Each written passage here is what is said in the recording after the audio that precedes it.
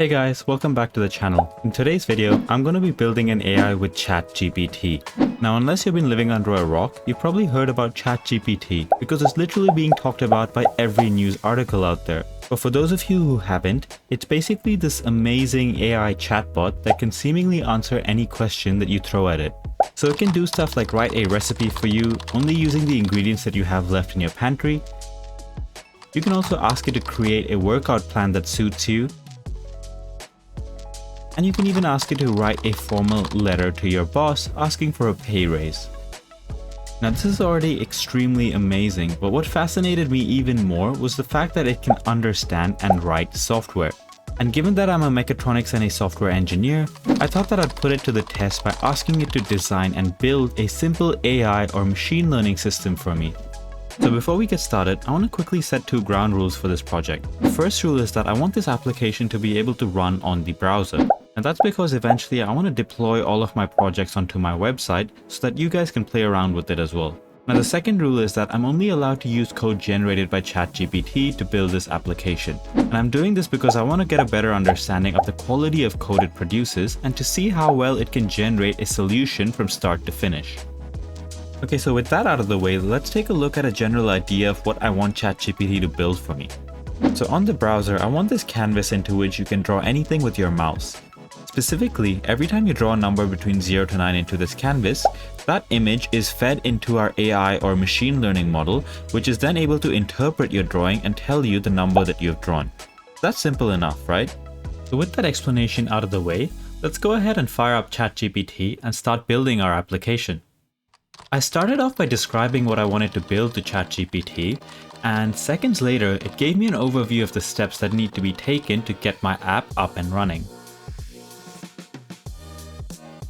I then asked it to generate a script for me that allows users to draw onto an HTML canvas with their mouse. When ChatGPT did that, I noticed that it tried to embed the HTML, CSS, and JavaScript into a single file. Now I didn't want that, so I asked it to split them out into their respective files for me. This time I was happy with the code, and on inspecting it, it seemed like it would work. So I went ahead and copy pasted this code into my IDE and opened up the browser to test it out.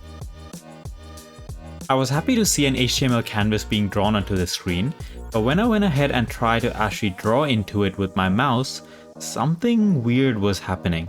It seemed like whatever I was drawing was weirdly scaled and offset from the pointer of my cursor. I honestly wasn't sure what was going on, so I went ahead and asked ChatGPT for some help. I guess I struggled to describe the problem exactly to ChatGPT because it produced a solution that I was skeptical of.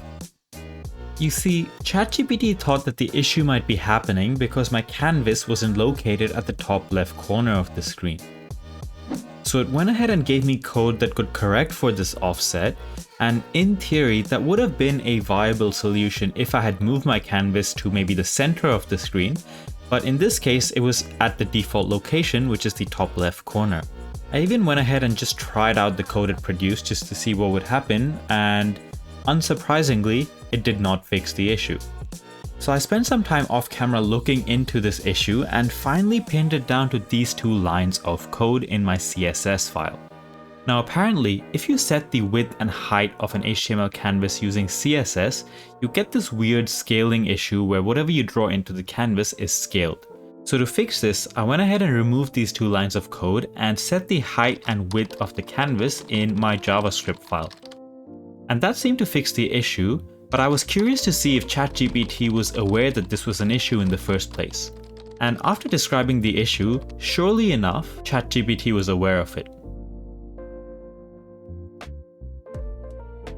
So I guess the takeaway here was that I wasn't specific enough when it came to asking ChatGPT for help, which is why I didn't pinpoint the exact problem. Now the next small thing left to do was to change the background color of the canvas to black and to change the actual stroke color to white. I'm going to do this because eventually the image that we draw and feed into our AI should closely match the dataset that ChatGPT suggested we train our AI on. So I went ahead and asked ChatGPT to make this small change for me, and surely enough it produced the right changes. Now with that, we can move on to getting ChatGPT to build our AI for us. So I started off by asking ChatGPT to generate code that would train a machine learning model for handwritten digit recognition. And after a few seconds, it produced Python code using the Keras library. Now I wanted to use TensorFlow 2.0 instead of Keras because TensorFlow actually supports training a model in Python and then loading that very same model onto the browser using TensorFlow.js, which is exactly what I wanted to do. So I asked ChatGPT to rewrite that code using TensorFlow 2.0 for me, and I was impressed by the result at this point because the code produced did everything from loading and pre-processing the dataset to creating a simple convolutional neural network and training that network using the dataset prepared. The only thing missing was code to save the model after it was trained, but ChatGPT had a solution for that as well. Now with that, I copied the code into VS Code and began training my model. And to my surprise, the code ran without any errors at all, and within a few minutes, I had a fully trained model. I will say that normally you'd really want to fine-tune the model architecture as well as the training parameters, but for this video, I just wanted to see how the model generated by ChatGPT would perform. Now at the end of the training process, the model was saved as an H5 file, and honestly I had no idea what that file format even was. But as far as I could tell, I needed to convert this model into a JSON file to be able to load it onto the browser using TensorFlow.js. So I spent some time asking ChatGPT about this, and it eventually suggested that I use a TensorFlow.js converter to convert my model.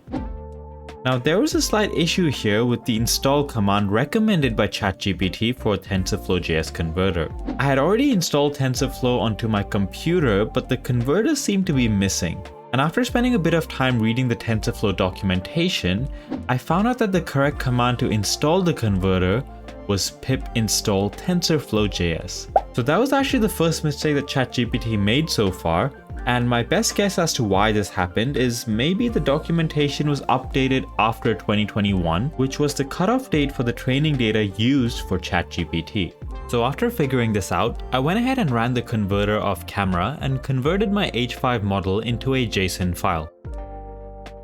The next thing to do was to load this model into the JavaScript code we wrote earlier for our HTML canvas. So I asked ChatGPT about this and followed the instructions produced by it, but I quickly ran into a CORS error.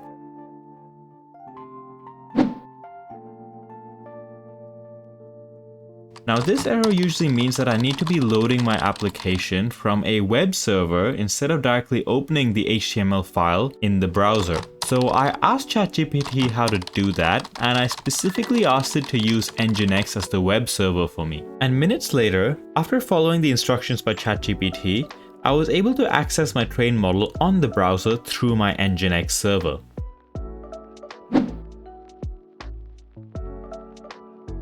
Now the final thing left to do was to convert the data from our canvas into a 28 by 28 pixel size dataset and feed that into our model. We have to do this because that was the size of the images that we used to train our model. And this is where ChatGPT struggled the most.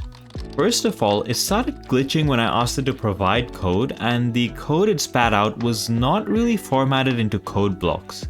So it made it a bit difficult for me to read.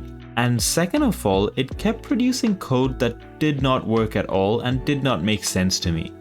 Every time I tried to use the code produced by ChatGPT, I ended up just getting errors all over the place. I eventually got frustrated and ended up using my own solution, which basically copies the image drawn onto a smaller canvas that's 28 by 28 pixels in size. I then extracted the image data from this smaller canvas and fed it into the machine learning model. And after doing this, everything was finally working. So you can see that the model does a pretty good job at predicting numbers drawn, but I will say that it is far from perfect. Every now and then it makes inaccurate predictions even when the number drawn is pretty clear. I think what's most likely happened is that our model has overfit the training data. In other words, the model architecture as well as the training parameters used has made the model extremely confident at only predicting the handwritten digits from our training dataset. To fix this, you'd need to tweak the architecture and training parameters, but I'm not going to be doing that in this video since I just wanted to see how well the model produced by ChatGPT would perform. But anyways, that's it for this video, and if you enjoyed watching, then please consider hitting those like and subscribe buttons. It'll really help boost the engagement of this video and will help me grow my channel as well. And as always, the code for this video will be linked in the description down below. That's it for this video, and I'll see you guys next time.